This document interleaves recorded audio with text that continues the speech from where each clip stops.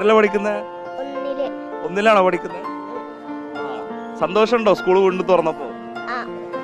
ഇത് കൂട്ടുകാരിയാണോ? മോളുടെ പേരെന്താ? പുതിയ ഉടുപ്പൊക്കെ ഇട്ട് വീണ്ടും സ്കൂളൊക്കെ തുറന്ന് പുതിയ ബാഗും കൊടയൊക്കെ വാങ്ങിച്ചോ?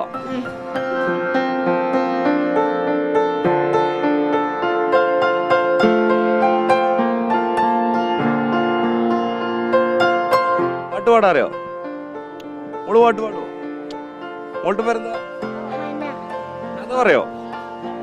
കഥ പറയോ?